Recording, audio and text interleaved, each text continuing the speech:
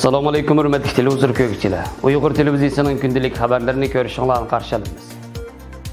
Kommunaysidagi portlash bo'lgan G'ayrat Mahmud Xitoyning Cumhuriyet meydoni nomzodiga kirgizilgan. Xalqaro majburiy g'oyib qilib etishning ziyonkashlik uchirg'ichilar kunida Uyg'ur g'oyiblar surishti qilindi. Hong Kongga Xitoy qurolli askarlar kirgandan keyin vaziyat texmo jiddiylashdi. Turmushdagi siz bilmaydigan apchil choralardan savat. Tövəndə dixtanlar xəbərlərimizdən təfsili məzmunlardı basın. Xinhua agentligining 28 avgust xabarida Xitoy hukumati bu yil Xitoy Xalq Cumhuriyeti qurilganligining 70 yilligini xotirlash munosabati bilan tunji qatim atalmish Cumhuriyet ordeni va Cumhuriyet sharafnomi nomzodlarini baholab chiqishni yo'l qo'ygan bo'lib, ko'rsatilgan nomzodlarning ismlari e'lon qilingan.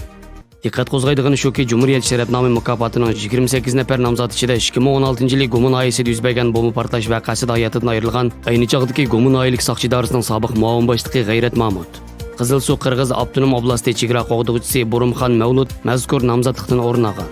Xabarda G'ayrat Mahmudning asos qatlamda soqchilik xizmatida qatnashgan 7 yil ichida ijtimoiy amonlik va jamiyat muqimligini saqlab, uzun muddatlik amillikni kafolatga ega qilish yo'lida oldingi safda botirlik bilan kurash qilganligi. Atalmish terrorlikqa qarshi urushning oldingi sepidan o'rin olib, 2016-yil 9-oyda Gumun oyisidagi atalmish 1-darajali qochqonni qo'g'layotganda o'zini portlatish xarakterli hujumga uchrab qahramonlarcha qurbon bo'lganligini qayd qilgan.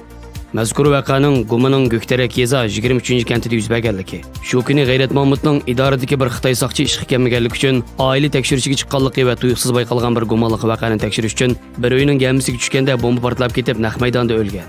71 yoshlik Burumxon Mavlud 19 yoshidan boshlab eri bilan birlikda un-tunsiz Dungalama tog'i eg'izida chorlash xizmatini o'tagan ekan. Atalmish Cumhuriyet ordeni va davlat sharafnomining Xitoyning qurilishi va taraqqiyoti uchun ko'rinarli tuhfa qo'shqanlarni taqdirlashni maqsad qilganligi. Uningga nurg'ilgan Xitoy tadqiqotchilar, fan texnik xodimlar bilan bir qatorda bir nafar jinidan ayrilgan Uyg'urning va bir nafar Qirg'iz ayolning tanlanishimi diqqat qo'zg'aydigan bir selishtirma bo'lgan.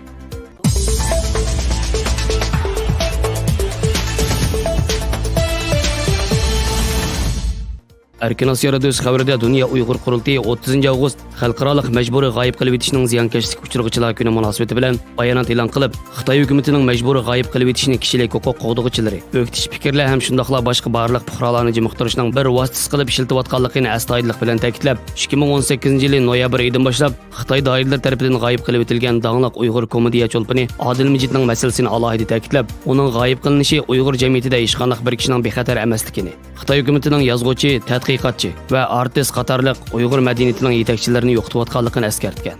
Mazkur bayonot yana xalqaro kishilik huquq mulozimati, Tibet Tori va Xitoy kishilik huquq advokatlarini qo'g'dash guruhi qatorliq tashkilotlar ovoz qo'shib, birdek Xitoy hukumatidan majburiy g'oyib qilib etish harakatini to'xtatishni, uning ziyonkashlikka uchirganlarni darhol erkinlikka chiqarishni talab qilgan.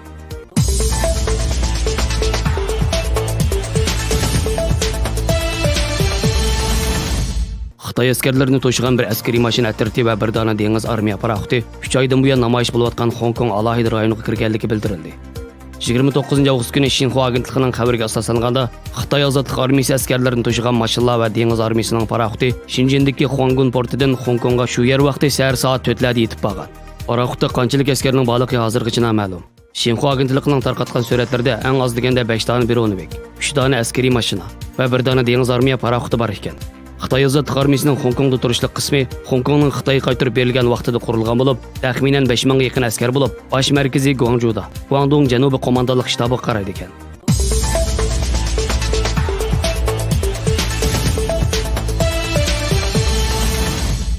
Tish pastasiga suv aralashtirilmasa, texmi pokiz cho'tkalig'i bo'ladi.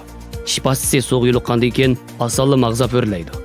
Lekin mag'zabning oz ko'pligining tish cho'tkalash unumi bilan cho'ng munosabati yo'q. Tish pastasi tarkibida surkilish dorisi, aromatik dorilar, mag'zab chiqaradigan materiallar bor bo'lib, surkilish orqali tish kiri, tish teshi chiqarilib tashlanadi. Biroq suv tekizgandan keyin rolini to'liq joriy qildirolmaydi. Tishni yaxshi cho'tkalashda asosligi vaqt bilan inchkilik darajasi. Tishni suvda chayqaganda yoki tish pastasiga suv aralashtirganda kishiga pokiz bo'lgandek tuyg'u bo'lsa-mu, bilib-bilmay tishni yuvgan vaqt qisqaraydi. Shuning bilan pokiz yuvish maqsadiga yetkazib bo'lmaydi. Mutaxassislarning eng yaqin tadqiqotida ko'rsatilishicha, doim tabiatga singib kirishning salomatligi ko'rinarli foydasi bo'lib, gulgiyoh, dal-daraxtlar bilan ko'p apilashganda yuqori qon besim, diabet kasali, yurak, qon tomir kasalliklari, oy kuni to'shmay tug'ib qo'yish va ruhiy besimi yuqori bo'lish xavfini azaytqili bo'ladi ekan. Doim tabiat dunyosidagi har xil mikrojonliqlar va bakteriyalar bilan uchrashish immunitet sistemasiga foydali bo'lib, yolg'onning yuz berishini azaytqili bo'ladi ekan. Yaponiyaning tadqiqotidan ma'lum bo'lishicha, dal-daraxtlar bakteriyaga qarshi turish xususiyatiga ega bir xil organik modda qo'yib beradi ekan. Bu yaponiyaliklar yaxshi ko'radigan o'rmon vannasining rolini tushuntirib beradi ekan. İctimai aloqa qancha jonliq bo'lsa, o'pka shuncha sog'lom bo'ladi. Oila a'zolari, xizmatdoshlar, do'stlar, qo'shnilar bilan bo'lgan ijtimoiy aloqaning o'zaro turtki bo'lish darajasi o'pka iqtidori sog'lomlik va uzun umr ko'rishning eng muhim belgilaridan biri. Ijtimoiy aloqaga aktiv qatnashganda bir-birining besimini yengiltish orqali o'pka iqtidorining tuvanlab ketishining oldini olg'ili bo'ladi. O'zaro ilhom berish, sog'lom turmush usulini saqlashga texmi foydali. Xabarlarimizni ko'rganingizga rahmat. Ko'rishguncha omon bo'linglar. Xayr xo'sh, Allohga omonat.